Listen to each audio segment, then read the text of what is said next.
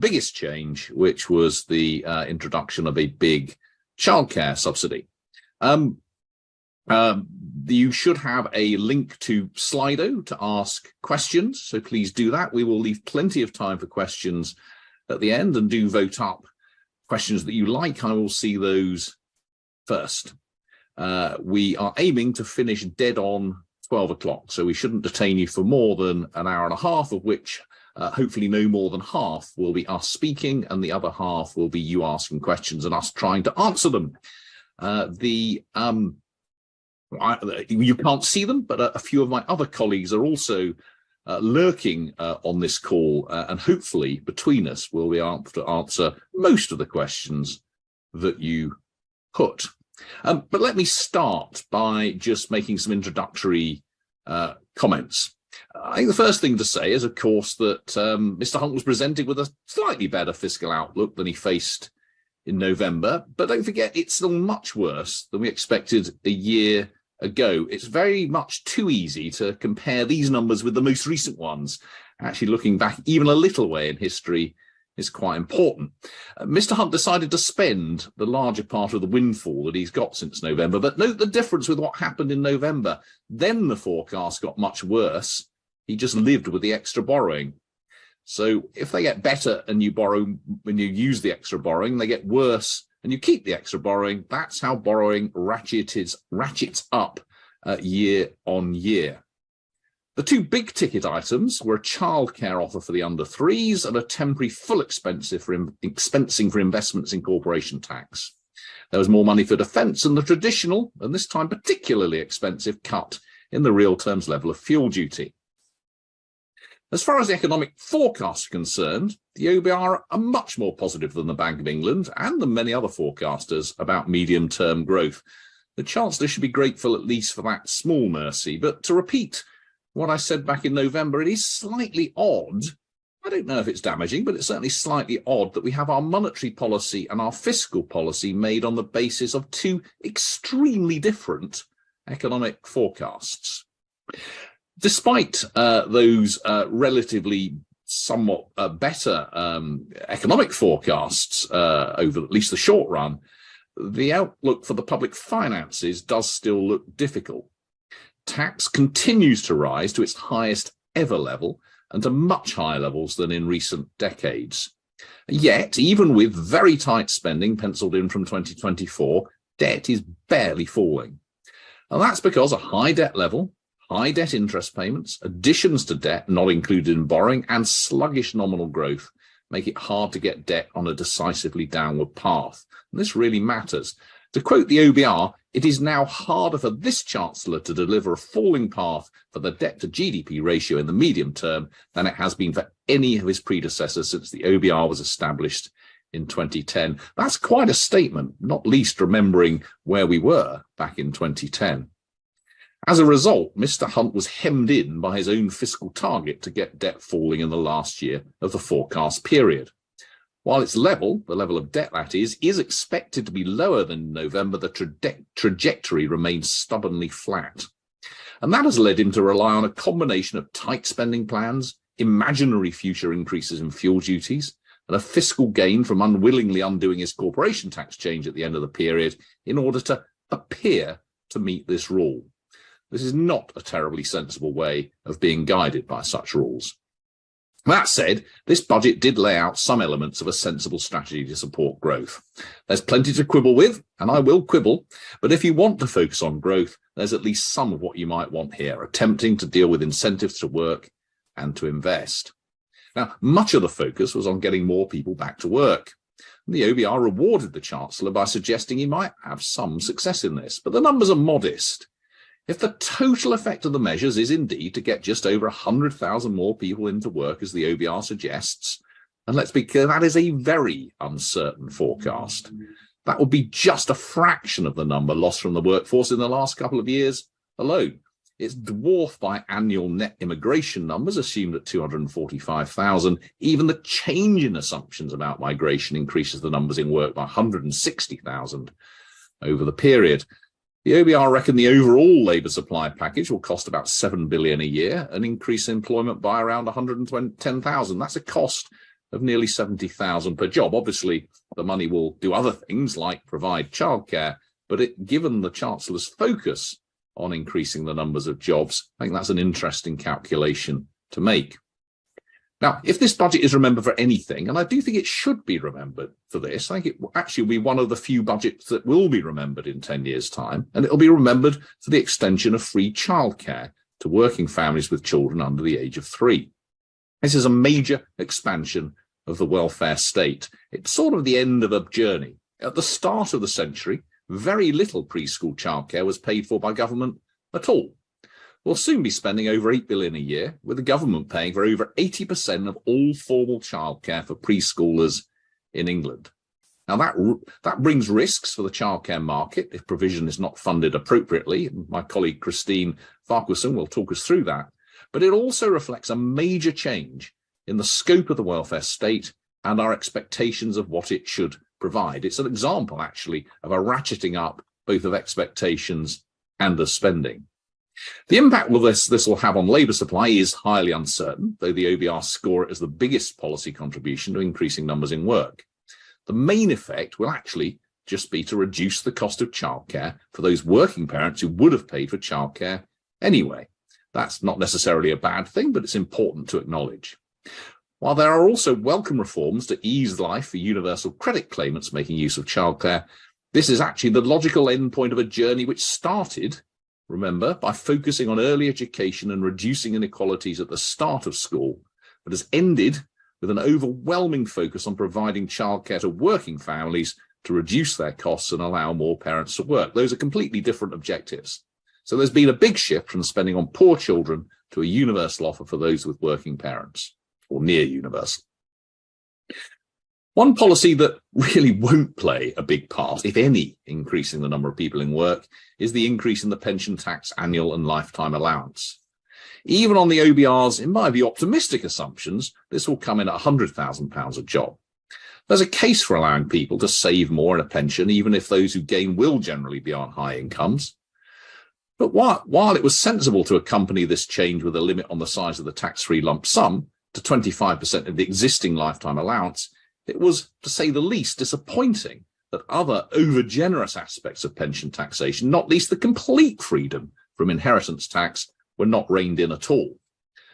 The lack of any coherent strategy here remains deeply disappointing. Don't forget, these changes are largely a rowing back on changes made just a few years ago by this same Conservative government. Somewhere else, where over recent years there's been, in my view, a complete lack of apparent long-term strategy, is corporation tax. Not only have we had the main rate taken all the way down to 19% and then all the way back up to 25%, we've had ever-changing policy in most other aspects. Moving to full expensing of plant and machinery investment, as proposed yesterday, does make some sense. But first, if this was the direction of travel, it should have been announced when the higher rate of corporation tax was announced. What possible excuse is there for making change of this scale and it is a big change, fully 2 years after that announcement, leaving companies ignorant of what was to come next? Second, formally doing it temporarily, whilst claiming an ambition to make it permanent, only adds to the uncertainty in the system. This appears to have been done largely to help meet the debt rule. This really is the tale of a badly designed fiscal rule wagging the dog of fiscal policy. Government needs to learn that stability and consistent long-term strategy are vital for companies looking to invest and therefore for securing better living standards.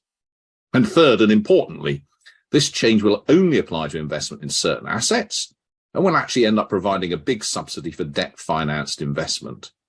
That is not a good thing. There is much more about the corporate tax system which needs sorting out, and my colleague Isaac de Lestre will say rather more about that. So very disappointing that no more done there, no sense of strategy, and that it's been done on an apparently temporary basis. The other substantive policy aimed at increasing numbers in work is the plan to end the so-called work capability assessment for disabled recipients of universal credit. Instead, the health assessment currently used for a totally different benefit, personal independence payment, available to help with the extra costs of living associated with disability, irrespective of income or work status, will now serve a dual purpose, by also determining whether those on universal credit can get additional means-tested support.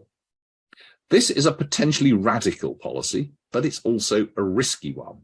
The idea is that capability for work is not a simple binary, and those with health conditions that only partially limit their capacity for work should get support without facing such strong disincentives to find a job.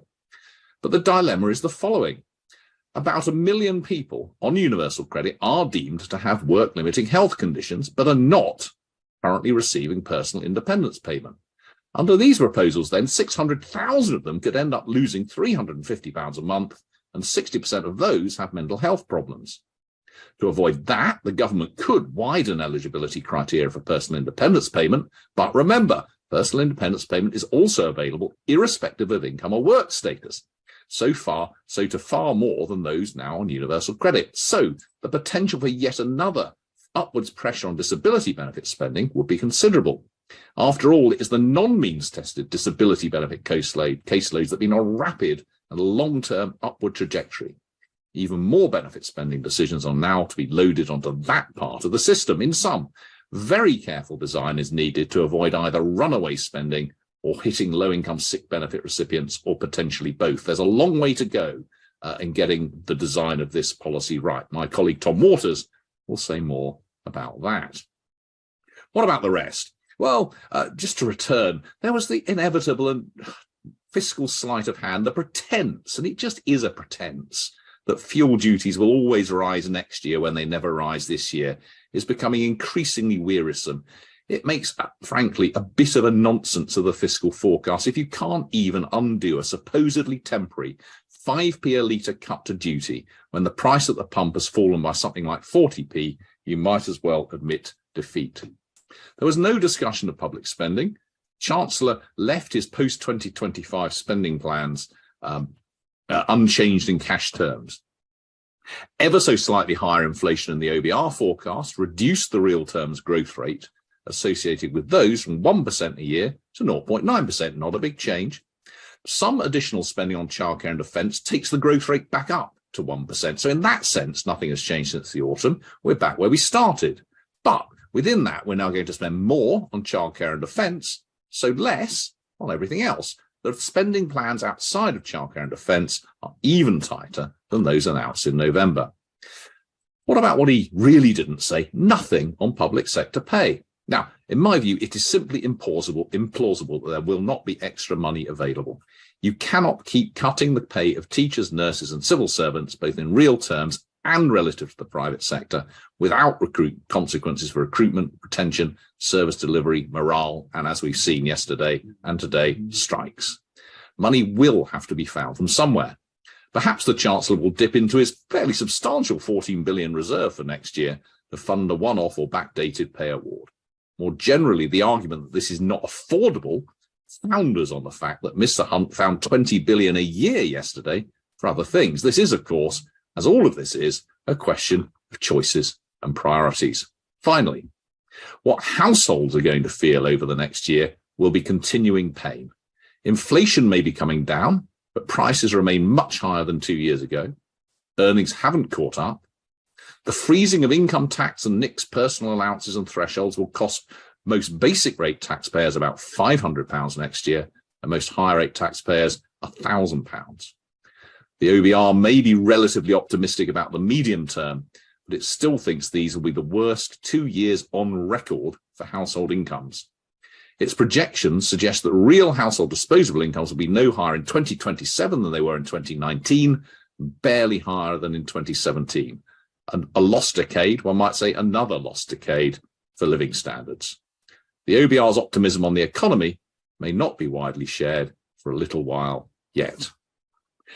I'm going to stop there. That is my take on some of the big themes of yesterday's budget. You will now hear much more detail and lots of pretty charts from my colleagues, Carl, Isaac, Tom, and Christine. I'm going to hand over to them. They will go through their presentations. As they're doing so, please put your questions onto Slido, and then we will come back at the end of their presentations and answer your questions.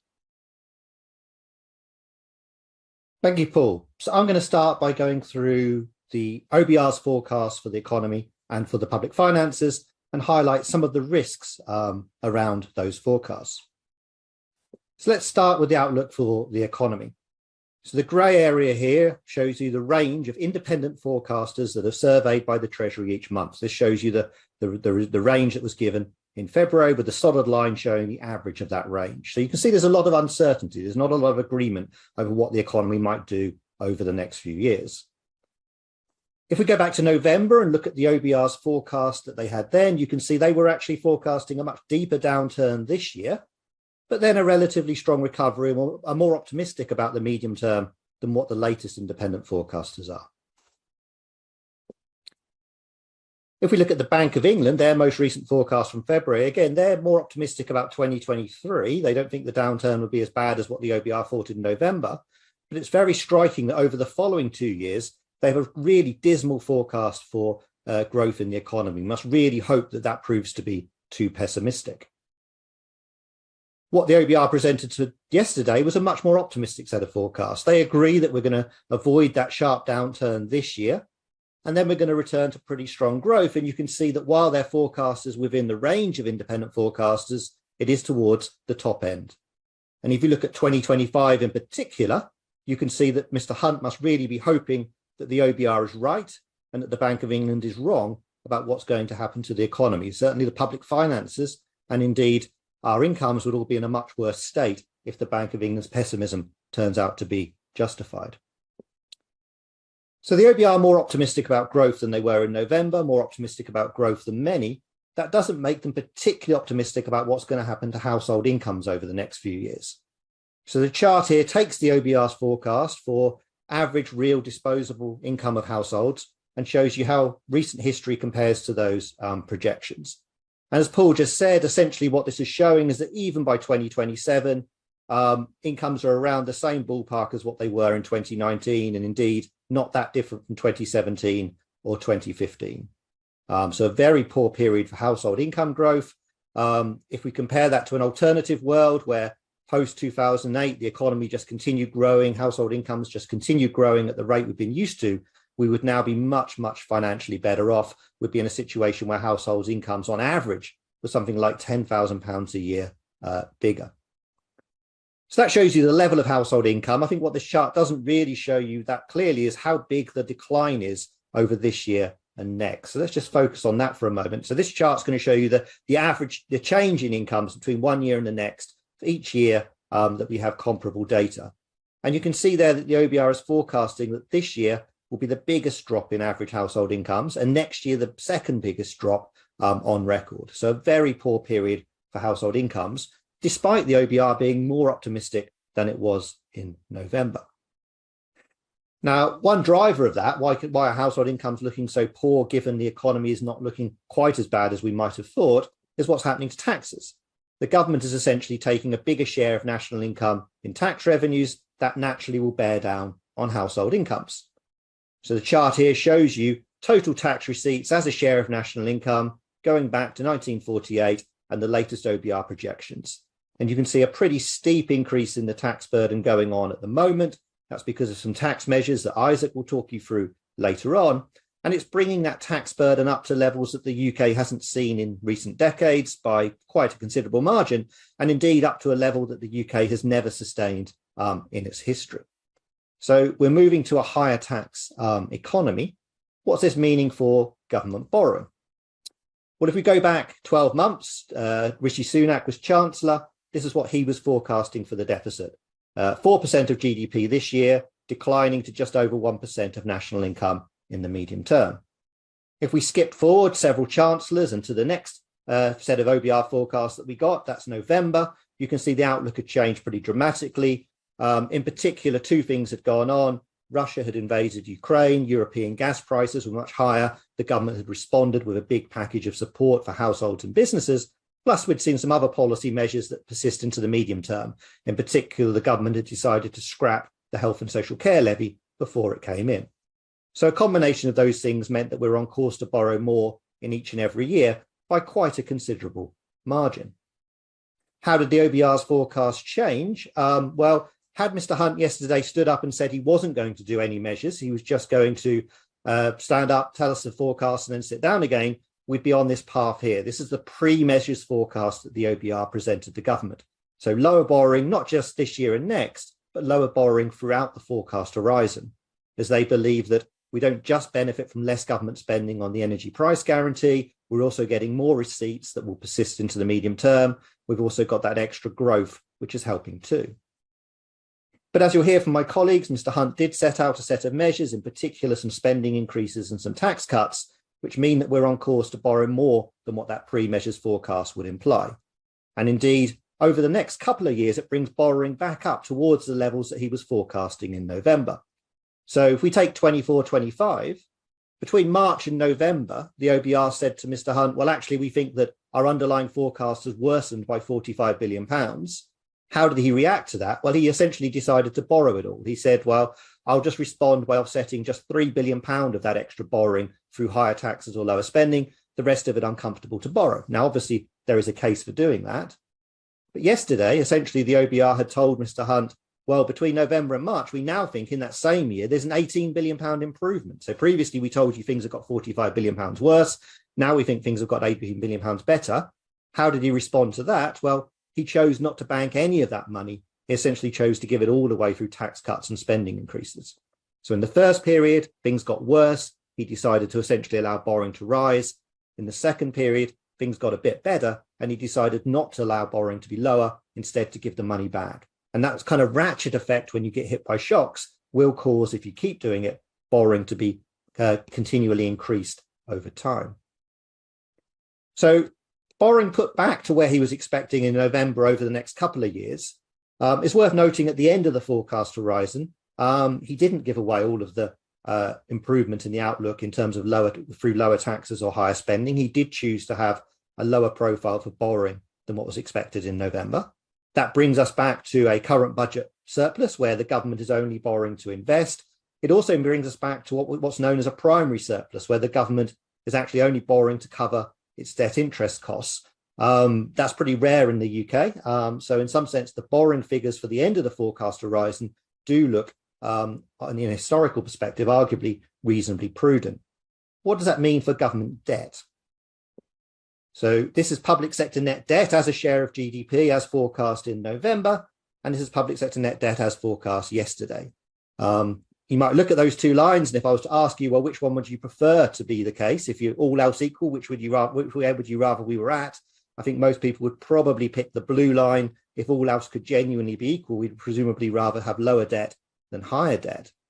But Mr. Hunt has a fiscal target that doesn't target the level of debt. It targets the change in debt. In particular, it focuses on the change at the end of the forecast horizon. Back in November, debt was forecast to fall very slightly between years 4 and 5, falling by a margin of £9 billion. On yesterday's forecast, it's actually forecast to fall by an even smaller margin, a margin of just £6 billion. These margins are absolutely tiny relative to the uncertainty in projecting the change in debt on that timescale. To give you a sense of how tiny it is, supposing the OBR revised down its growth forecast, its nominal growth forecast by 0.2 percentage points, that would put you on course to miss the target. How big is a 0.2 percentage point revision? Well, it's half the revision that we've seen between November and March. Alternatively, suppose Mr. Hunt actually said, I'm going to freeze fuel duties throughout this period, and I'm going to boost public sector pay by an additional 1% relative to what I'm currently planning. That would also put you on course to see debt rising in that final year. So a very, very tiny margin of error. Debt could easily rise in 27-28. So that naturally asks the question, well, might the Chancellor have more wiggle room in future? What about when we get to November, we get to an autumn budget, the date of the next general election gets closer, might he have some wiggle room? Well, at that point, it's not the fall in debt between 26-27 and 27-28 that matters. We'll roll forward a year. It'll be the fall in debt over the subsequent 12-month period that will matter. And if we care about the true health of the public finances, it's very difficult to forecast what's going to happen to debt over that period.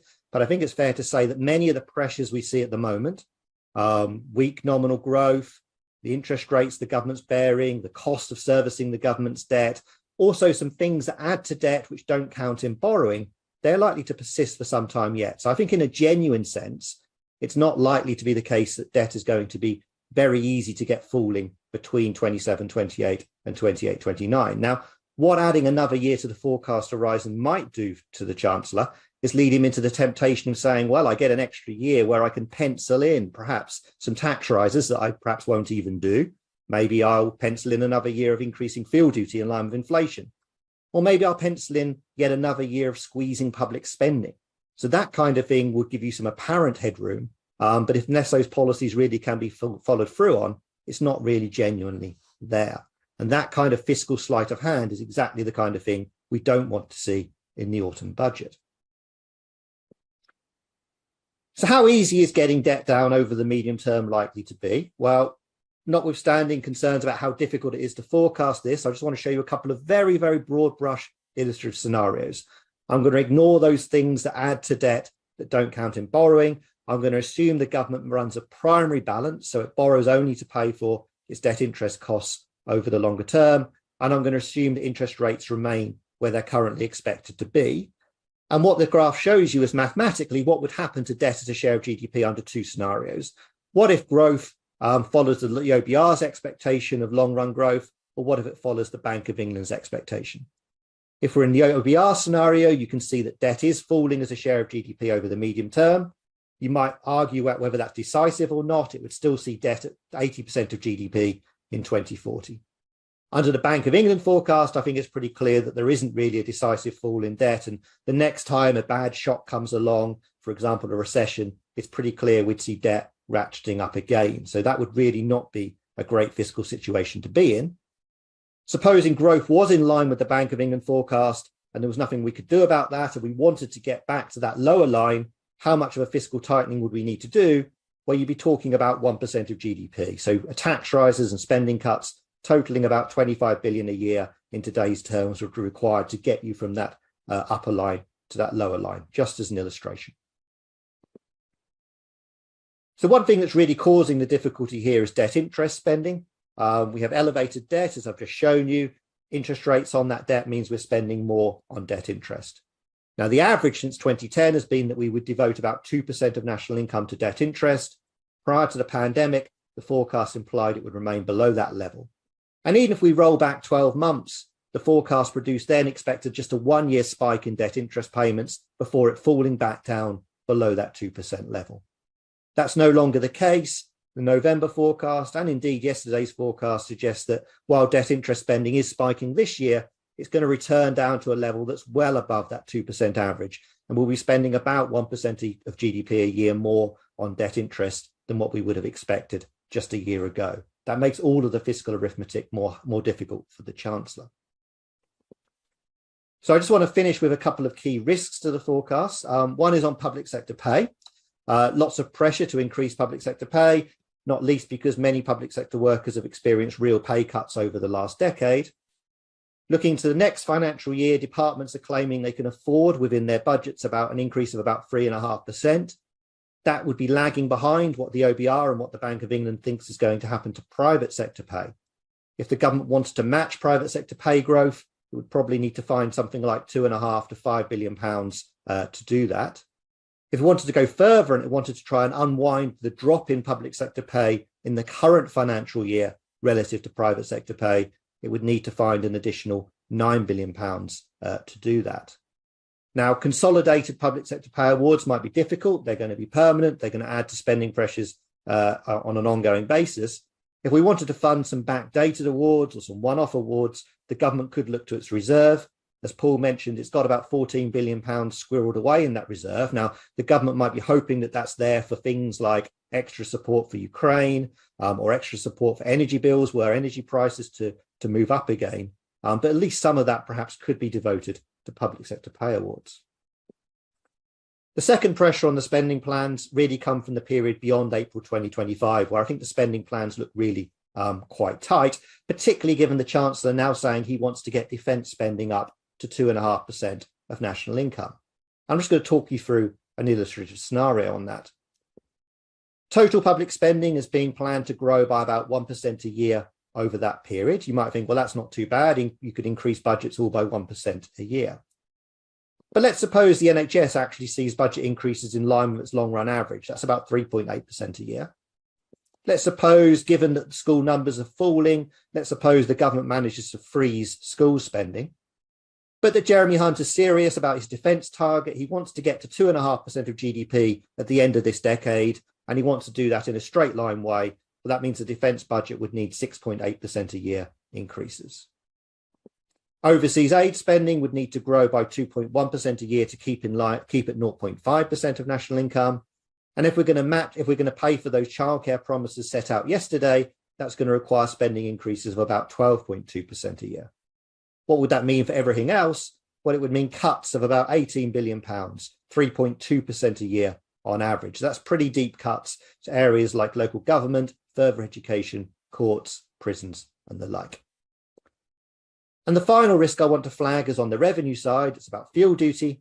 So the line here shows you the supposed plan for the rate of field duty as set out in June 2010. This shows you the successive plan as every year that whoever was Chancellor said, oh, I'll just freeze it for one more year and then I'll return to indexation. And indeed, that's what the current plan implies. It suggests that in a year's time, we'll get rid of the temporary 5p cut and we'll return to RPI indexation. The OBR has pointed out that over this total, in cumulative terms over this period, we've given away about £80 billion in field duty cuts. And remarkably, in the coming financial year, field duty revenues in cash terms will be about the same as they were in 2008-9. If going forwards, we want to continue freezing revenues, it will reduce government revenues by about £4 billion in 2027-28. So to conclude, over the next couple of years, the Chancellor chose to give away rather than bank most of the improvement in borrowing that the OBR handed him. Over the longer term, despite a return to current budget surplus, he's left with a wafer-thin margin of error against his poorly designed debt target. And this poorly designed target might well be pushing Mr. Hunt into some unwelcome policy decisions. There's lots of pressure to tax less and lots of pressure to spend more, and this could easily lead to debt actually rising in that year. Freezing field duties, retaining full expensing that Isaac's going to talk you through, and avoiding departmental spending cuts could easily cost the government an extra £25 billion, wiping out the wiggle room that the Chancellor has. So I'll now hand over to Isaac, who's going to talk you through the tax changes in a bit more detail.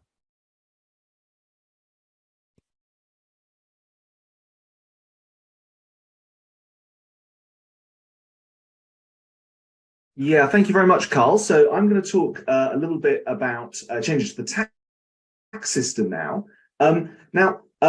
The biggest change that we can expect to see in the tax system from April, at least for personal taxation, actually isn't something the Chancellor announced yesterday. It's something we already knew was going to happen, which is that income tax and national insurance thresholds are frozen in cash terms from this year to the next. Now, with inflation running at 10% this year, that's really going to bite pretty hard. So what I'm showing you with this line here is the additional tax that someone at a given level of earnings can expect to pay between this year and next year as a result of these threshold freezes. You can see that for basic rate taxpayers, at least most basic rate taxpayers, they can expect to see an increase in tax of about £500. For most higher rate taxpayers, that's about £1,000. That's going to see about 1.7 million people brought into the income tax system by these threshold freezes, and it's going to see about 1.2 million people paying higher rates than they otherwise would have done as a result of these freezes. Now, worth noting that's just the impact from this year to next year. This is only 1 year of a 6-year freeze. If we look at the impact between now and the end of that multi-year freeze, I can show you that impact on the yellow line. You can see it's going to be even bigger. By the end of this period, most basic rate taxpayers are going to be paying around £800 more a year in tax. Most higher rate taxpayers, that's going to be around £1,700 a year. Now, in terms of things that the Chancellor did announce yesterday, one of the biggest changes to personal tax was his changes to pension allowances. Now, there are two major allowances in the pension tax system at the moment. There's the lifetime allowance that limits how much you're allowed to build up in a pension over the course of your lifetime. And then there's also the annual allowance, which limits how much you're allowed to put in a pension in a given year. Now, both of those allowances have been cut really quite substantially over the course of the last 10 years or so. what did the Chancellor do yesterday? Well, he abolished the lifetime allowance entirely, and he increased the generosity of the annual allowance from its current level of £40,000 up to £60,000. Now, that's costed as being about £1.3 billion a year, although we'll expect it to be quite a bit less in the longer term, because a lot of the additional money put into pensions is going to end up being taxed when it's withdrawn from those pensions later on. Now, why has the Chancellor made this change? Well, a big reason is that people have tended to worry that particularly older workers bumping up against these allowances might end up withdrawing from the workforce as a result. So the Chancellor is hoping this is going to increase labour force participation, increase employment. Now, that could go either way. So on the one hand, you could see that being able to save more in a tax-advantaged pension might mean that work is rewarded more, and if you can put more, and therefore might increase employment. On the other hand, it might be the case that if people are looking to save enough for their retirement, the ability to save more in a tax-advantaged pension might mean they don't need to work quite as much to reach that goal. So they might even end up retiring earlier.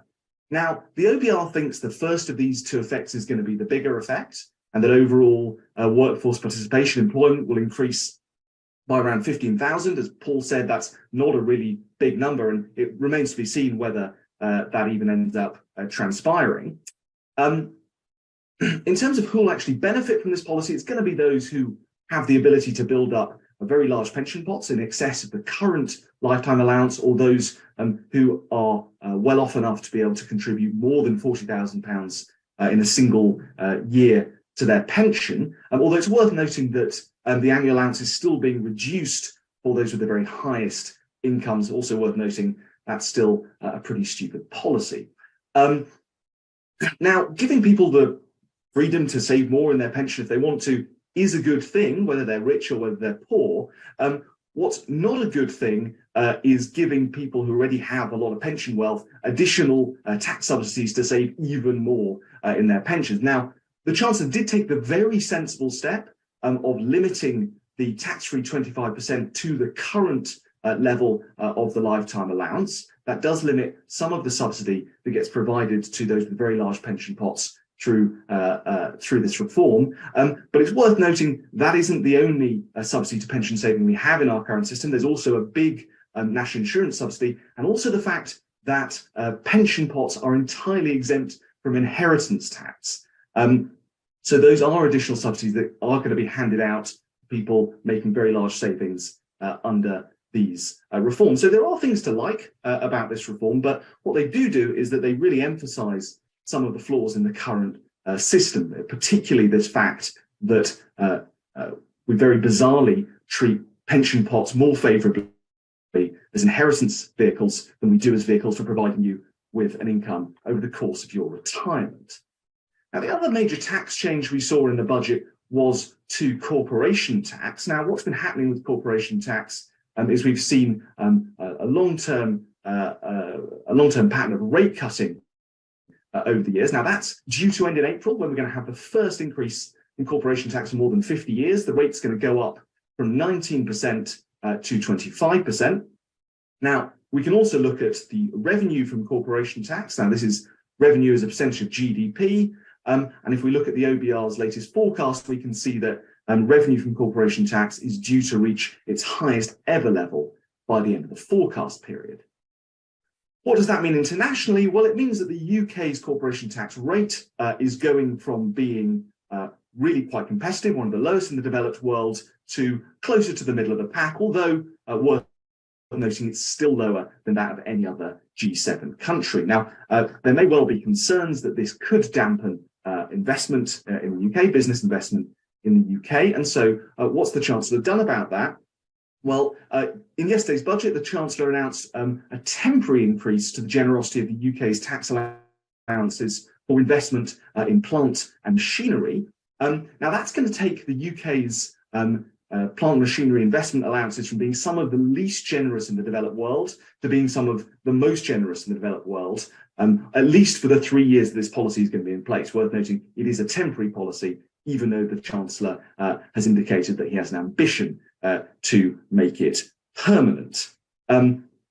Worth noting, this is only something that's really going to affect the very largest companies, because all companies are allowed to deduct the first £1 million of investment in plant and machinery anyway. So this is only going to really affect those companies really making very large investments. Now, it's worth noting this is a really big change in direction for UK policy. Over the last 50 years or so, we've seen successive chancellors pursuing a strategy of cutting the corporation tax rate and broadening the corporation tax base. This is basically the exact opposite. What we're doing now is narrowing the corporation tax base and increasing the rate. So how can we think about the rates and allowances in corporation tax together? Well, one way we can do that is by looking at the effective rate of corporation tax. That's the proportion of returns on an investment that are taken in tax. And we can look at that effective rate for an investment that only just breaks even. And the higher these effective rates are, the more the current system is disincentivizing investment.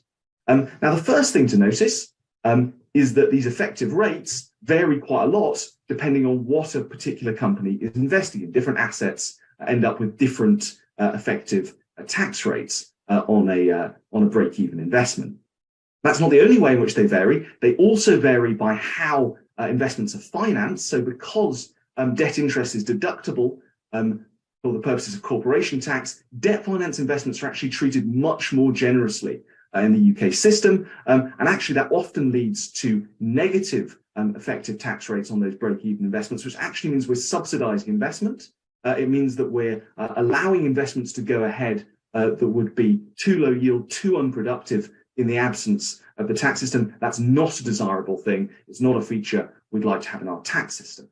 So how is this picture going to change under the Chancellor's new reforms?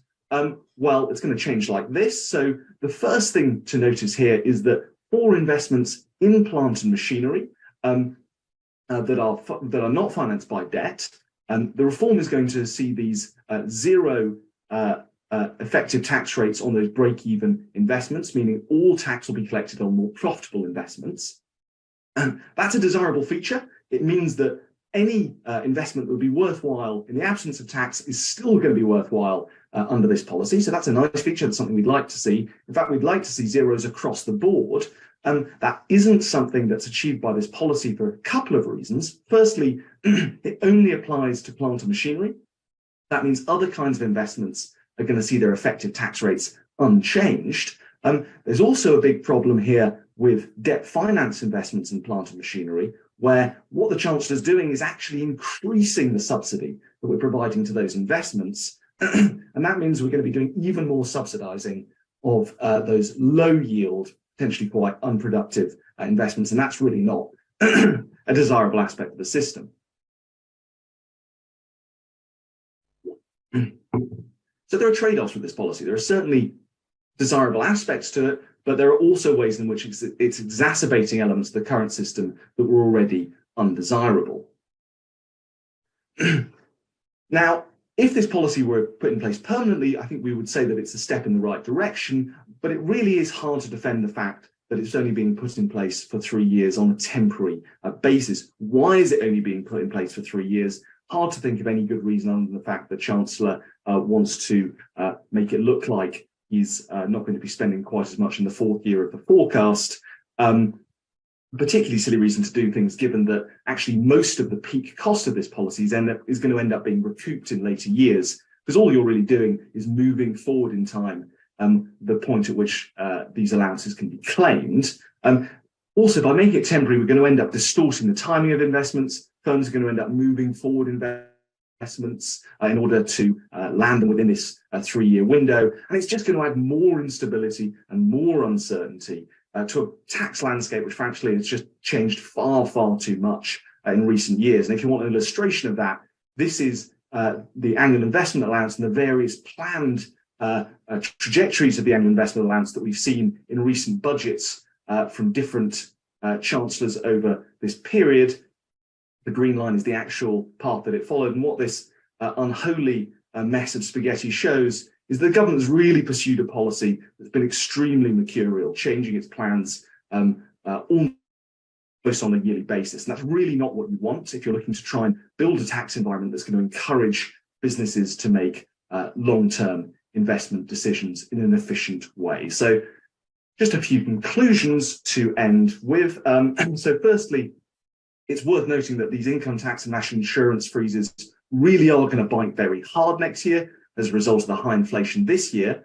In terms of the other two big policies that the Chancellor announced yesterday on tax, well, the first thing to say is that neither of them is going to be quite as big as it may look on the scorecard, because a lot of the revenue is actually going to end up being recouped in the future for both policies. And the second thing to say is that while both have aspects that are desirable, both of them do have a positive aspect. They also both exacerbate some of the pretty undesirable features that we have lately in our current system. So still plenty of room there to improve things through reform. So that's all for me. I think I'm going to now hand over to my colleague, Tom, who's going to talk to you a little bit about the benefit system.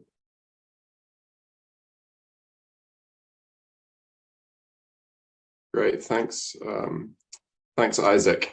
So unlike what the two presentations you've just seen, I'm just going to talk about one policy, which we found out about yesterday, and I'm going to try and do it very quickly. And that policy is reform to health-related benefits.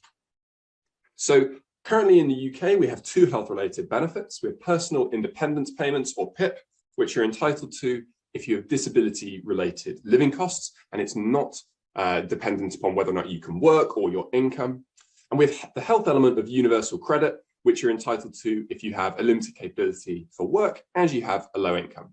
There are also some other bits that it's not really totally clear what the government's going to do with them. I'm going to ignore that in this presentation. So the government's plan is to remove any link between benefit eligibility and the ability to work. Instead, they're going to make the health part of universal credit dependent upon getting it. And now that adds up to a potentially pretty radical reform. It's a shift from supporting people who have high living costs or can't work to only supporting the other. And there are a few potential rationales for having a high benefit related to inability to work. First, it replaces lost earnings for those that can't work. And secondly, and this relates to something I'll come back to, it reflects the fact that compared to other out-of-work claimants, those with disabilities might be less responsive to financial incentives. Okay, so that's the plan. What might it do? Who's it going to affect? So 2.6 million people get UC with a health condition. 1.6 million of them already get PIP and so will be unaffected by the reform, or indeed can even gain from it. But another million are not getting PIP and so potentially lose. They might be required to search for work, and about 600,000 of them could be in line for a £350 a month loss in income, though in the short run, all of them will be protected by transitional protection. Now, no doubt many will try to apply for PIP to keep their current entitlement, but if their condition doesn't create higher living costs, many won't be eligible. And so it will be tempting for the government to try to widen the PIP eligibility criteria in order to protect that 1 million. And indeed, they've already made noises in that direction. In the white paper yesterday, they said for this group, we will carefully consider whether they meet the PIP eligibility criteria, and we will consider how disabled people who need additional financial support may receive it. And indeed, they've already carved out an exception for people with a pregnancy risk or some cancer patients. But the key insight here is that PIP is not just for low-income people, and so any widening of the eligibility criteria to protect this 1 million group opens the door to more claims from people with higher incomes or less severe conditions. Now, of course, there's many other people who are not currently on any form of health-related benefit. Here, I'm putting on all those who are on any form of universal credit. You can see here there's a 0.2 million group who are on UC, don't get the health element of UC, but do get PIP. They will pretty mechanically gain about £350 a month. But then there's also millions of people who report having a disability but aren't on any disability benefits. So if the government does decide to loosen the eligibility criteria to PIP, again, to try and protect that 1 million group, there's potentially a large number of people who might be looking to put in a PIP application. And this matters because what this plan amounts to is to shift the system towards the PIP assessment criteria rather than the UC health capability to work criteria. But as you can see here, it's the PIP bit that's been growing over time. And so we're loading more of the health assessment and benefits onto the part of the system that more and more people have been successfully applying for. And in addition, any widening of the PIP eligibility criteria and the increasing financial reward for getting it might put further upward pressure on that part of the budget. So what might we think about this reform? So it strengthens work incentives. That was the government's kind of key rationale, as you can get into work or stay in work and keep the health element. That said, a large proportion of the affected group have already been assessed by the government as being far from work, and so you might see quite limited effects here. And secondly, there will be fewer assessments under this reform because you only need to be assessed once rather than twice for two separate benefits. That creates less hassle for claimants, and it also reduces the cost for the government. But there's risks and trade-offs on the other side too. First, the 1 million people on UC with health conditions but not on PIP will potentially lose out from this reform, most of them financially. Here, the government faces a core trade-off. They can accept many low-income losers, or they can widen the PIP criteria and get more high-income, less severely disabled claimants. So there's a risk, as Paul was saying, of runaway spending on the one hand, or having lots of sick, low-income people losing out on the other. Second, at the moment, those getting UC for health reasons have few job search requirements applied to them. But after this reform, there won't be any assessment of work capability, and it seems that the plan is for work coaches at job centres to decide how much you're required to search for work, taking into account your health conditions. This might be tricky for work coaches who aren't health professionals, and their decisions are important because if job search requirements aren't met, claimants will get sanctioned. And third, many more people will want to apply for PIP because of this change. That might push up wait times for the benefit, which are currently at 14 weeks, but very recently have been as high as 26 weeks. And so here, getting the resourcing right, in particular, shifting resource from the work-related assessments to the PIP assessments, will be critical to ensure that we don't see ballooning wait times. That's everything I have on that policy. I'm going to pass over to Christine now to talk about childcare.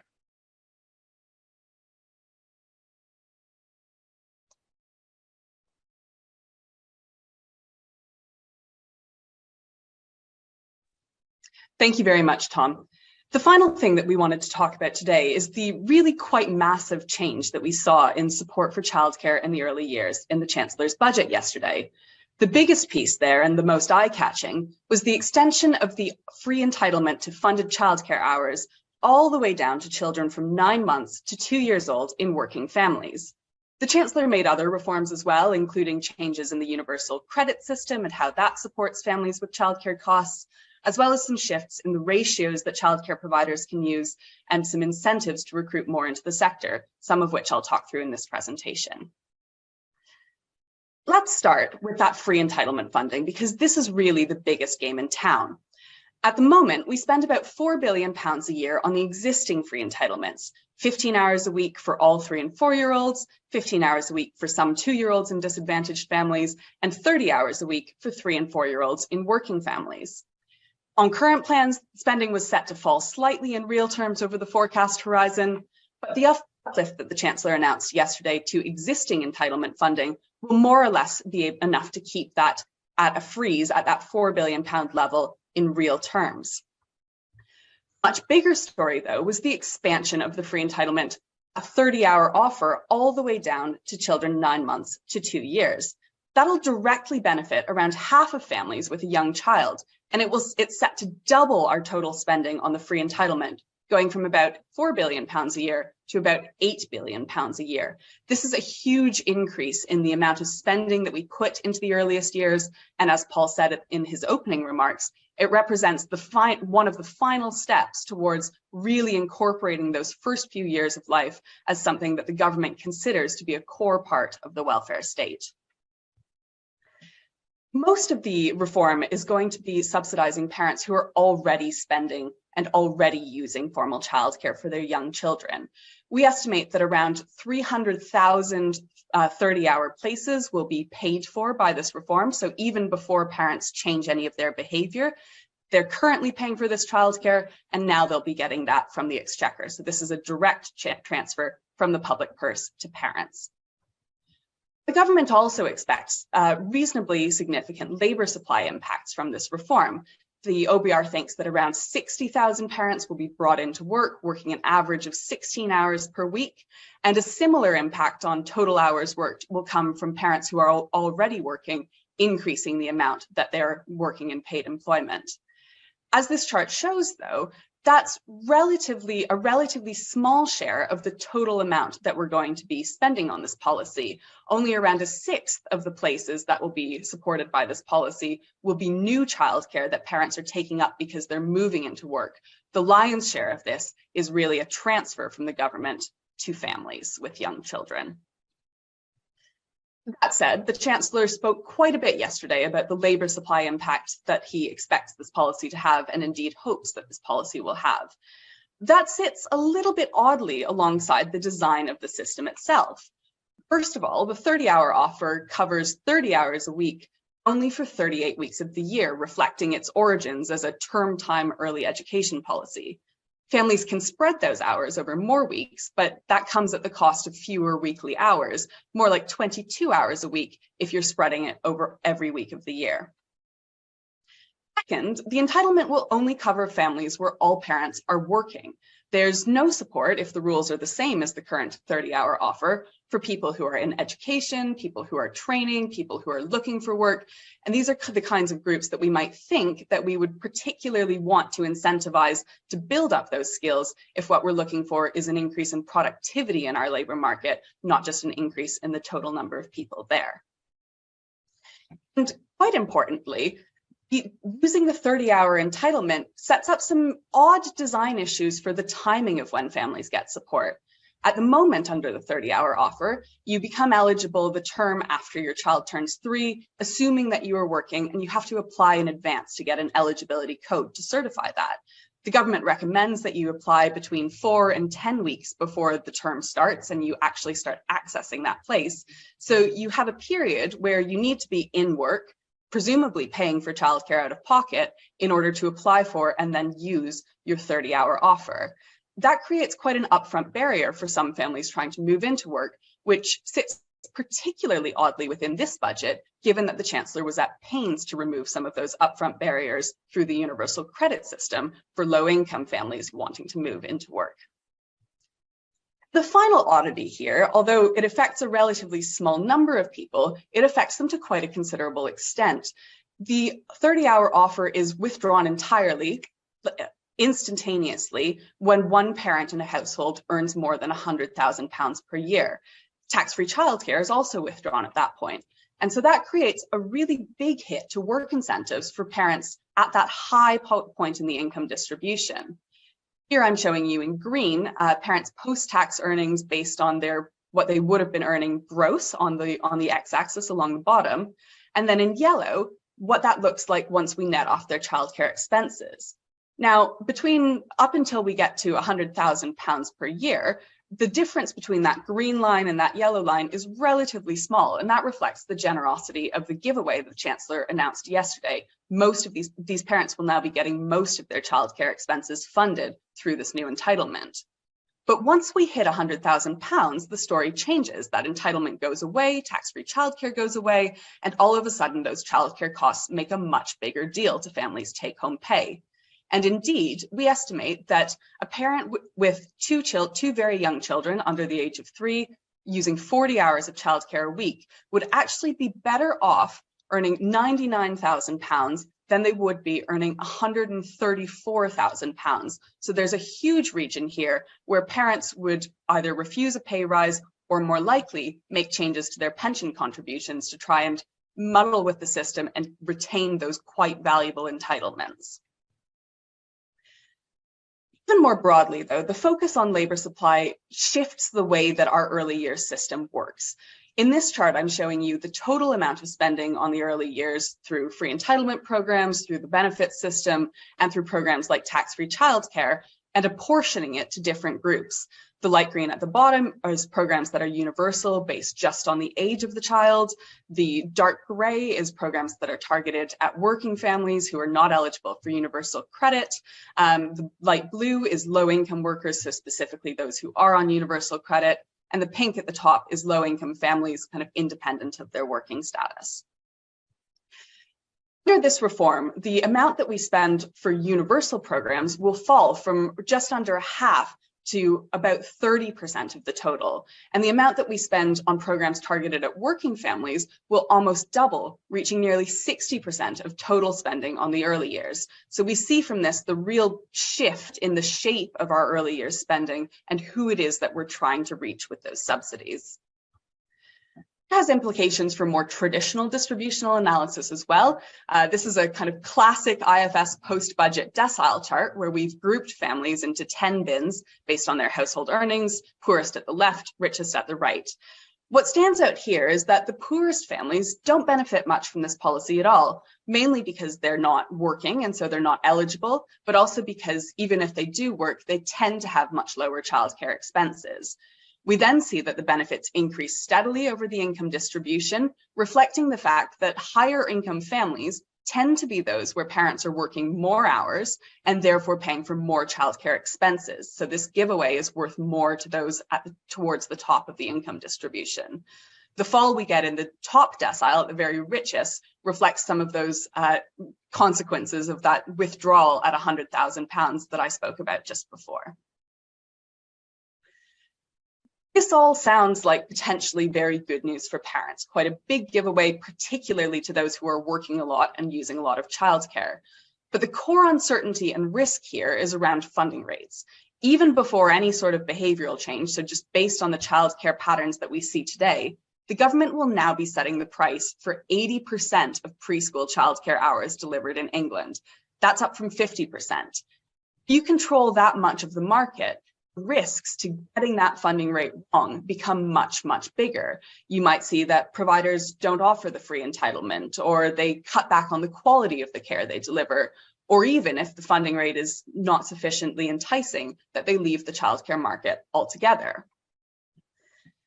But somewhat reassuringly, I'm sure for some providers, the government does at least seem to have budgeted enough to significantly raise the rates for 2-year-olds and to introduce a higher rate for the under 2s. We heard yesterday from the Chancellor that he's intending a 30% uplift in the 2-year-old rate, which will raise that to about £7.80 per hour. And then if we assume that the government's plan is to freeze that to protect that in real terms over the forecast horizon, to be clear, this is an assumption just to give us a ballpark sense of these funding rates, then that £7.80 rate would be worth around £8.25 in cash terms by 2027. If we take that number and we use the OBR's estimates for the labour supply impact of this policy, we estimate that the funding announced yesterday could allow for a rate for the under 2s of just under £11 in cash terms by 2027. So considerably higher than the current 2-year-old rate, which itself will be considerably higher than the 2-year-old rate that's currently on offer.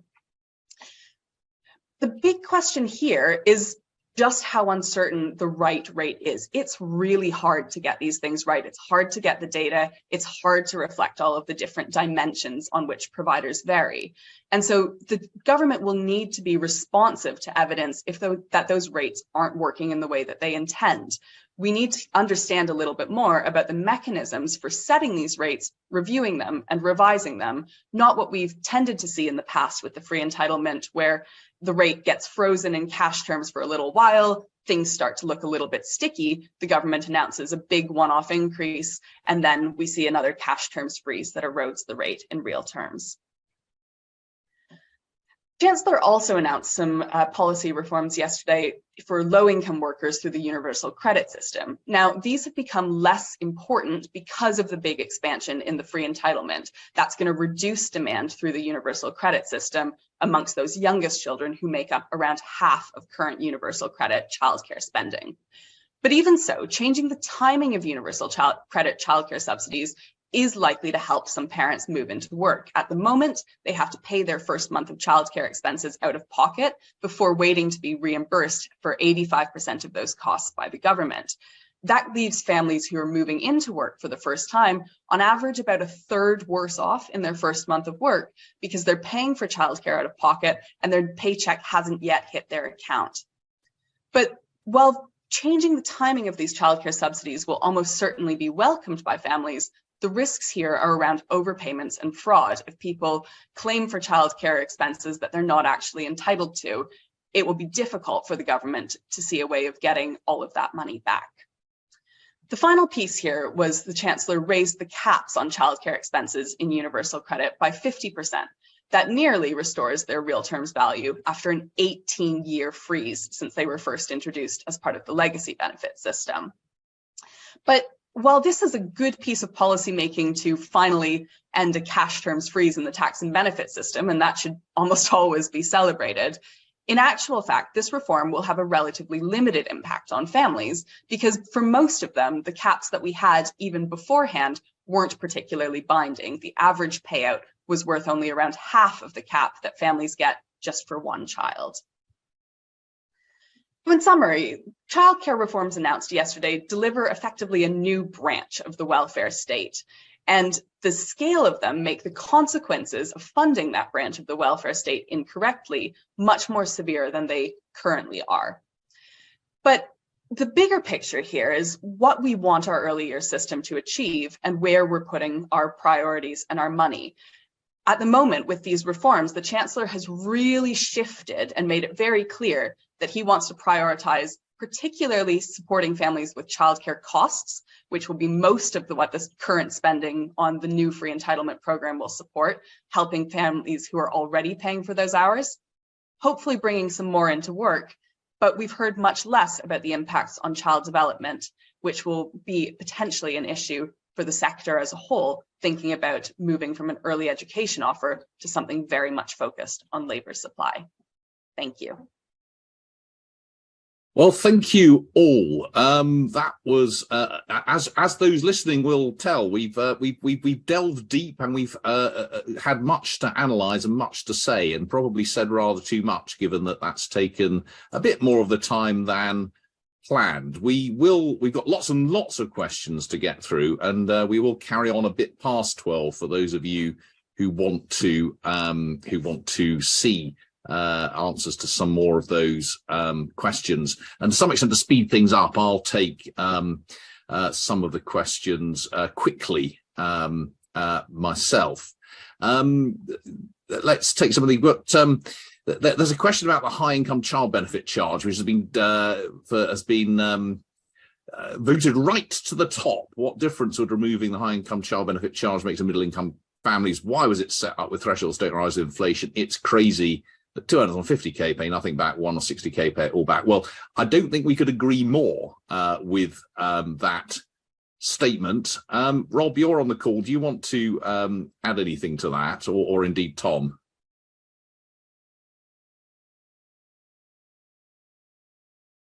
Yeah, I mean, just to agree, it is pretty crazy. It means that if you've got 2 or 3 kids, the effective tax rate you face in that £56,000 range, it can get very, very high. And it's very difficult to think of a good reason to do that. And because those thresholds are frozen, it also means the effective tax rate you face gets higher every year because the value of the child benefit being withdrawn goes up. So it is a clear area which is ripe for reform, I think it's fair to say.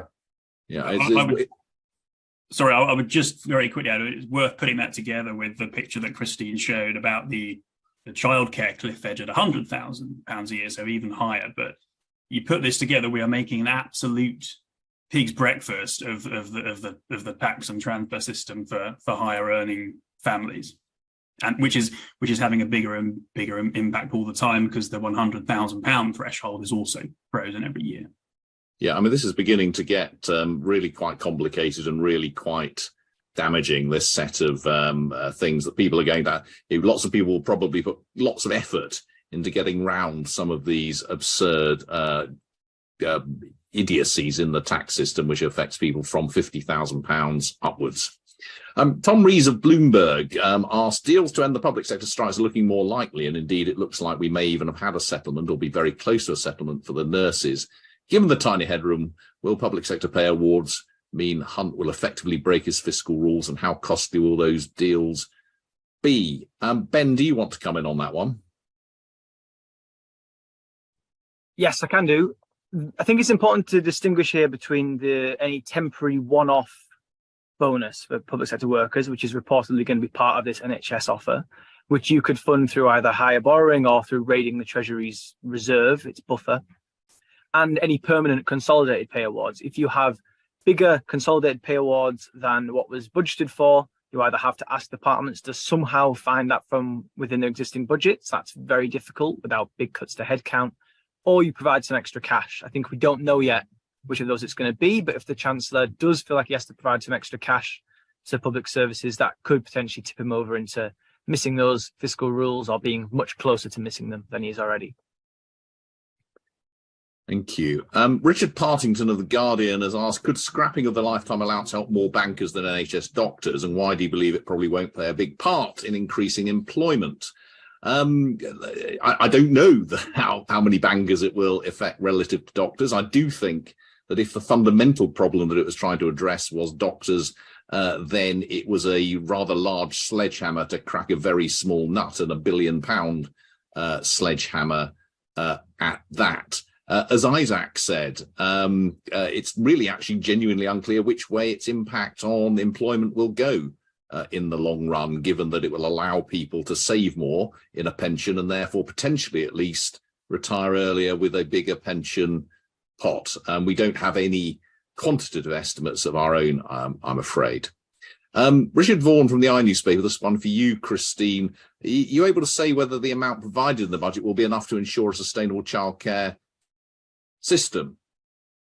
I'd love to be able to say that. I think fundamentally no one can say that ex ante. The problem here is it's really difficult to get a sense of what providers' costs ought to be, particularly if the government is also interested in keeping things running efficiently. So the real question is going to be what the mechanisms are for revising those rates if we come in at one level and it looks like they are too low and it looks like it's not working. The real danger is that we double down on that and stick with underfunding. We need a better system to keep things moving with the evidence that we get. Yay. Next one from Ed Conway from Sky. I'm going to throw this at you, Carl. Can you explain which measures are and are not scored by the OBR for growth? He says he vaguely recalls they don't score supply side reforms, though I think in here there are some, in a sense, the increase in the numbers of people in work that they've scored are coming from supply side reforms. Carl, have you got anything to add to that? Not so much. I mean, I think often when there's a reform which has a big effect, what the OBR will do is perhaps not take account of that big effect in the actual scorecard, but it might adjust its forecast for earnings growth or household spending. So it might adjust its macro forecast and allow it to work through that way. Often when reforms happen, the OBR in the past has taken the view of, well, relative to the difficulty of forecasting productivity growth, we don't really think there's enough evidence yet that this would move the dial, and would be being overly precise to say that we now think productivity growth is going to be epsilon higher than what we previously thought, and therefore we're just going to wait and see how emerging evidence comes through. And don't forget, the OBR, like many people over the last decade or so, has often overestimated rather than underestimated productivity growth. I think with the measures yesterday, it seemed pretty clear they were taking into account some labour supply effects from the pensions change, from the childcare change. There's good reasons to think in particular the childcare one will have some impact on labour supply, so it's good they're taking that into account. I get the impression that perhaps in previous years they would have taken a more kind of, well, we'll wait and see, we'll see how the reforms get implemented and how they work through before adjusting, and perhaps they're being a bit more proactive now. That may well be an improvement. But it might explain why we're seeing a bit more of a shift now and perhaps less of a shift when reforms were done in earlier years of the OBR's existence. Brilliant. There's a question about housing, which seems quite popular. We didn't see anything from the Chancellor on housing. Despite worsening housing crisis, have the Conservatives given up on trying to be the party of home ownership? Well, I don't know what the Conservatives are doing, what their view is, but I think it's fair to say that housing policy remains a dog's breakfast. We've spoken a lot about the problems with council tax, which falls too heavily on those with low value houses and not heavily enough on those with high value houses. We said a lot about the huge problems with stamp duty, which cause enormous trouble in the housing market. We know that there are problems here with planning policy. We know, of course, that home ownership has pretty much halved among people in their late 20s and early 30s over the last 25 years, with a particular impact on middle income people in that age group, related, of course, to big rises in house prices. Actually, one might hope that a more sensible level of interest rates over the coming years, whilst difficult for people in the short run, might bring house prices a little bit down and actually help to some extent those who are looking to move on to the housing ladder. Robert Cuff has asked, is the Chancellor cooking the books to meet his fiscal rules, and how does he approach that as his predecessor? I'll come to Carl in a moment. Cooking the books might be putting it a little strongly, but certainly by, as all of his predecessors have done, pretending that he's going to get money from fuel duties into the future, by claiming post-election that spending is going to go up extremely slowly. In this particular occasion, by saying he wants the full expensing to continue permanently, but he's only going to put it in the books for the next 3 years. He's flattering his fiscal books and causing absurd amount of uncertainty for companies looking to invest. And there are a number of other things in there where we have targets to increase spending on defence to 2.5% of national income. For example, on overseas aid still to get it to 0.7% of national income when circumstances allow. There's a lot of stuff in there which makes, I think, the numbers less convincing or less transparent than they might have been. Carl, do you want to add anything to that? Yeah, I mean, just a bit. I mean, there's good reasons to want a forward-looking fiscal target. Sort of, if you're doing the right thing, it allows you time to adjust if shocks come along. You can support households and businesses if you've got temporarily bad news. So there's good reasons to want a forward-looking target. I think the problem, what it generates, is that a chancellor that was looking to exploit that inappropriately could start to do things like, oh, I'll just promise some tax rises or some spending cuts that I'll never deliver. And it's particularly obvious when you've got a debt target that says debt's got to fall between year 4 and 5. That's basically no constraint on your behaviour in years 2 and 3. If anything, racking up more debt earlier will make it easier to make it full subsequently. So there's a particular weakness of the current target that makes it gameable. And it's particularly worrying when you then start to see policy measures like expensing, where the Chancellor said he wants it to be permanent, but he said it's only going to be in place for 3 years. Is it a coincidence? It's in for the 3 years and actually makes his fiscal target easier to meet, not harder to meet. And it feels that, there may be some gaming going on. In terms of his predecessors, during the early 2010s, when the outlook for the economy was constantly getting revised downwards, Mr. Osborne, as Chancellor, kept pushing back the date at which we get to current budget surplus. He was doing that through extending the squeeze on public services. You could argue that that was not an unreasonable response, to take more time to get back to balance. If you're going to cut spending, let's do it gradually over time. Of course, what we then saw is that as soon as we got the other side of a general election, he immediately topped those spending plans up. So it's also questionable whether those spending plans were ever really what he intended to deliver. There's a whole lot of questions here about the pensions changes and their impact on people in the NHS.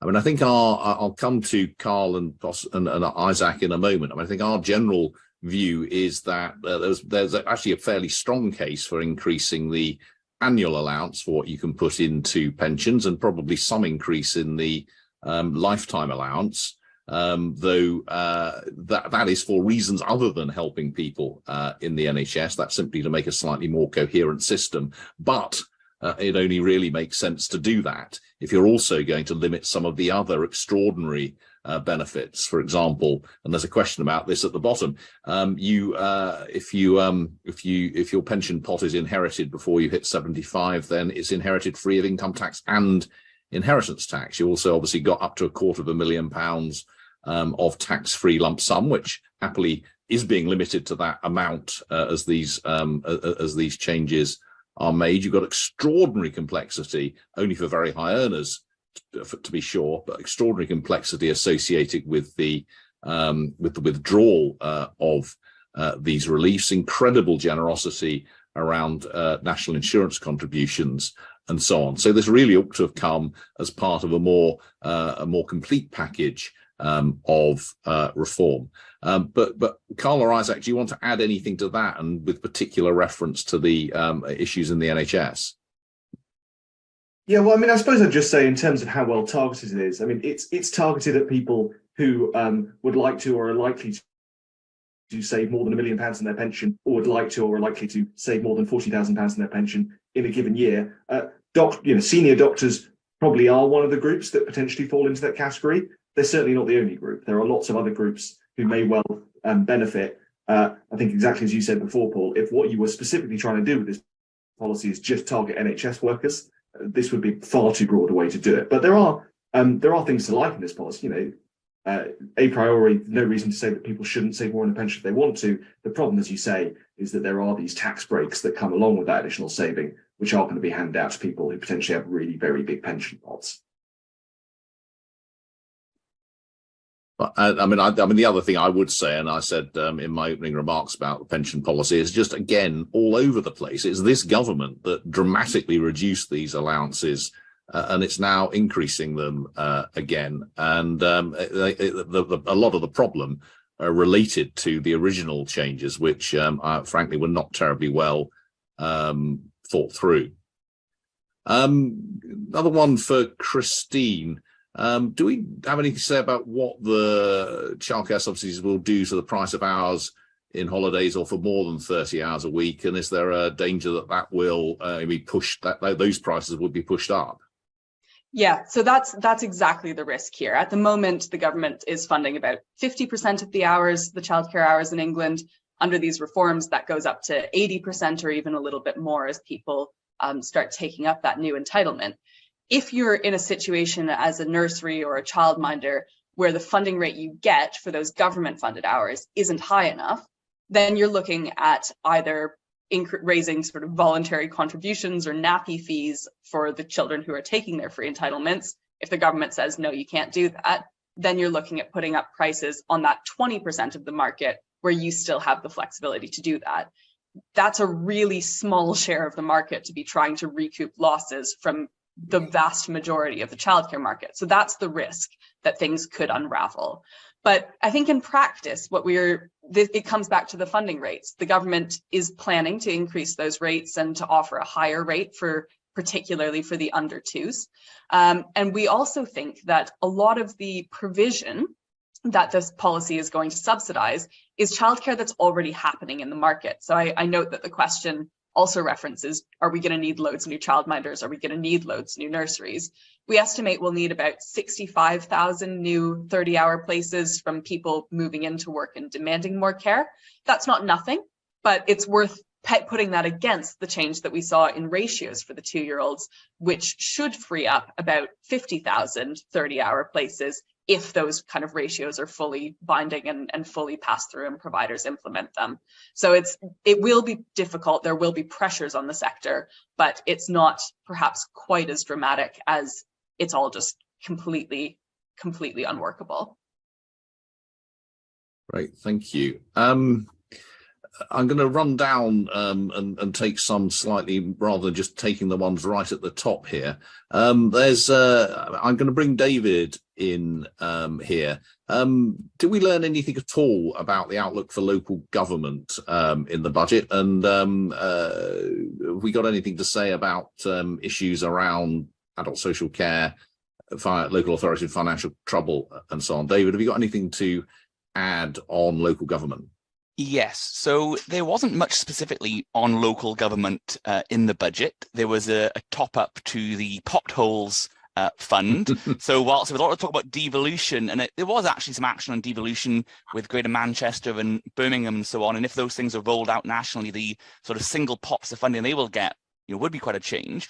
But when it comes to money on potholes, the government tells councils, what to spend on there. So that's quite a sort of contrast to the sort of, the devolution approach, it's a ring fencing approach.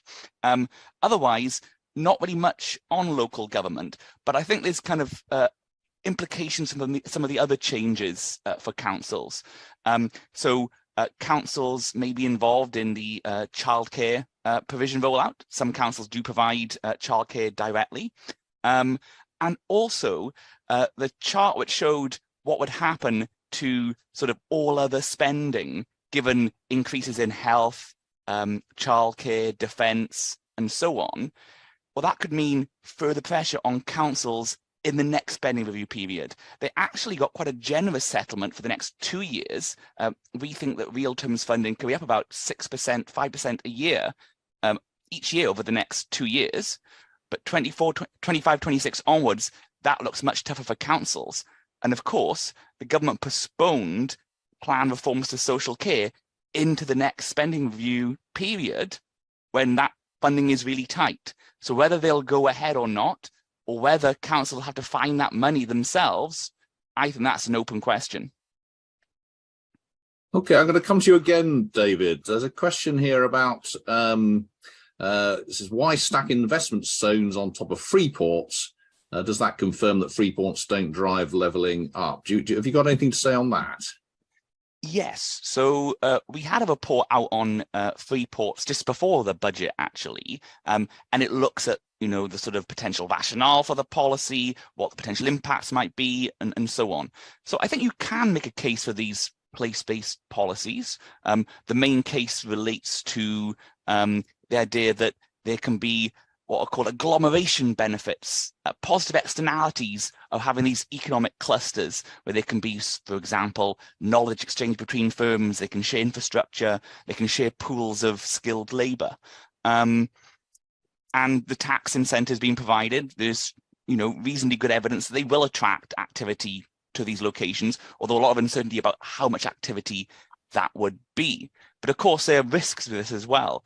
All of that activity could be displaced from elsewhere in the UK, not just, you know, actually people moving into the free ports or into the investment zones. It could be companies that, you know, otherwise would have set up outside, they now set up inside. It could be through the labour market. It could be the free zone, investment zone companies, because of the tax incentives, can better compete for labour. And of course, we do have labour shortages at the moment. So whilst there potentially you can make a case for these, there are also some significant risks with these policies as well. Now, I think the kind of question there also is about why is it being, you know, located in these deprived areas as well. I think that's because it's been seen very much as a part of the levelling up policy. All of the investment zones are in the North and Midlands, in the areas where there's a mayoral combined authority. So I think it's been seen as part of the sort of levelling up policy and as part of plans to devolve and actually plans to push more mayors down the line, because, you know, to get these zones, you need a mayor. Fantastic. I'm going to throw the next one at Carl. And the question essentially is, if we don't like the current set of fiscal rules, what will be a better set of fiscal rules? Right. Well, there isn't a perfect fiscal rule out there that we know we should always obey in all periods, and we know that will rein in any chancellor and stop them from any misbehaving. I think we can certainly do a lot better than saying we want debt to be falling between year 4 and 5, and we're not going to worry about debt in any other year. I think it's quite clearly that's a long way from being an appropriate fiscal target. I think stepping back from a little bit, I think I'd say, well, why do we want fiscal targets? We want them to presumably help communicate what the government's trying to do, to get credibility behind its plans, to help reassure voters, help reassure markets that there's a sensible plan for managing the country's finances. And with an independent OBR, with the IFS in place, other organisations are available too.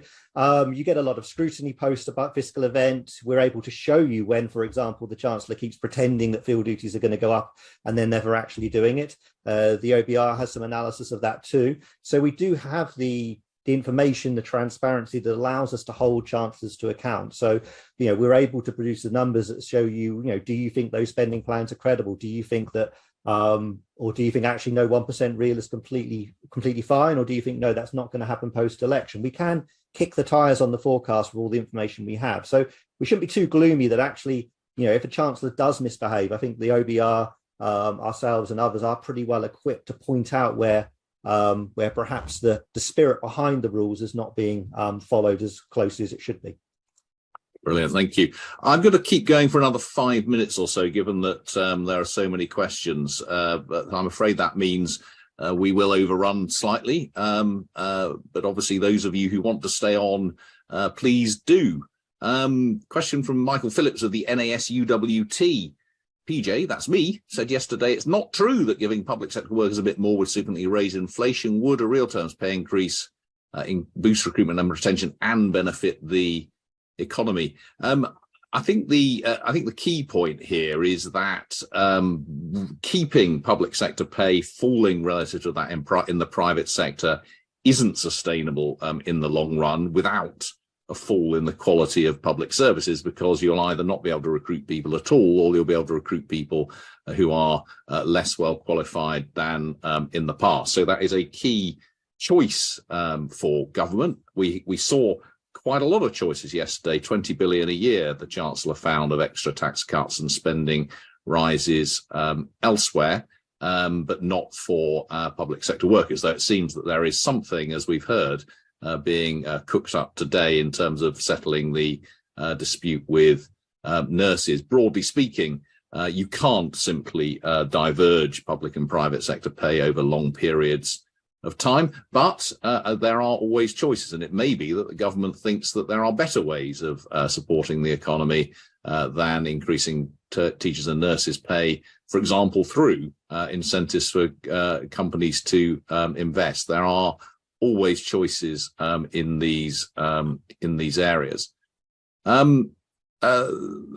Let's see what else we've got here. I mean, there's lots of questions about things the Chancellor didn't do in terms of net zero and so on, and lots more about pensions, but I don't think we'll go back over pensions. Steve Schiffers has asked, how likely is it the Chancellor will find room for tax cuts in the next budget, particularly if the rolling forward of the date he needs to meet his fiscal targets improves his fiscal headroom?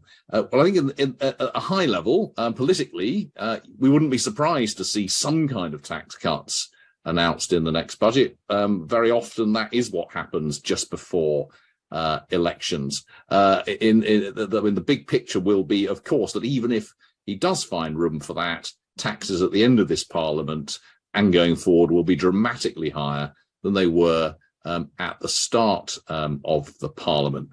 But Carl, do you want to say something again about where we might be? Because I think it's a really important point, where we might be in terms of fiscal headroom once we roll forward an extra year at the next fiscal event. Yeah, I mean, I think it's pretty clear that when we get to the autumn, the case for permanent tax cuts that are not matched by credible permanent spending cuts was going to be pretty weak. There is a strong case for us aiming to get debt down over the medium term. And the reason for that is we know that bad shocks come along and that leads to debt increasing. Given that, we know that we can't always have debt going up. It seems sensible to be aiming to get it down in the absence of those bad shocks.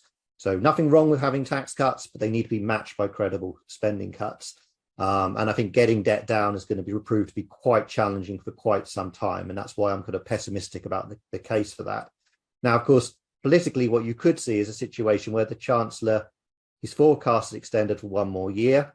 If he's going to pretend or claim that he can get away with 1% real spending growth for a couple of years, maybe he'll be tempted to put in 1% for another year.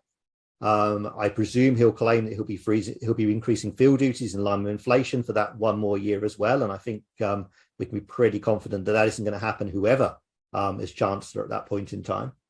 So I think what the risk is that we put in a load of assumptions which make the forecast flattered, and we use that flattering of the forecast to do some tax cuts, which don't then turn out to be sustainable. So if we are going to cut taxes, if that's what we want to do, we want sustainable tax cuts that needs to be matched by sustainable spending cuts, not financed through measures that we're not serious about implementing. Fantastic. Let's see what else. I'm going to throw this one at Ben, I think. Despite the extra money for some areas, notably defence, does this budget leave departments to manage the impact of inflation, wage and pension rises within their existing allocations, meaning significant squeezes pre-2025? The answer is yes, to an extent, but not by much more than was already the case in the autumn. The official measure of inflation that's used for these things the next couple of years is largely unchanged relative to the autumn. That's the GDP deflator. The question is whether that truly captures the costs facing departments in terms of energy, in terms of pay awards, in terms of fuel and food and so on. It probably understates the true cost pressures a bit, particularly on things like capital budgets, where construction inflation is running at more like 10 or 15%. So the answer is yes, but not to a new or surprising degree relative to what we already knew about. Fantastic. Thank you. Look, we're already 5 minutes over. I think we should probably bring things to an end there. Thank you ever so much to all of my colleagues for speaking. Thank you to everyone who has attended. All of our analysis is, of course, up on our website, and the presentations that you have just seen, as well as a pretty comprehensive Twitter feed from the IFS and from myself and from colleagues. So do take a look at all of that. And we look forward to seeing you at the next fiscal event, which I hope isn't until the autumn statement somewhere around November. Thank you very much. Thank you very much.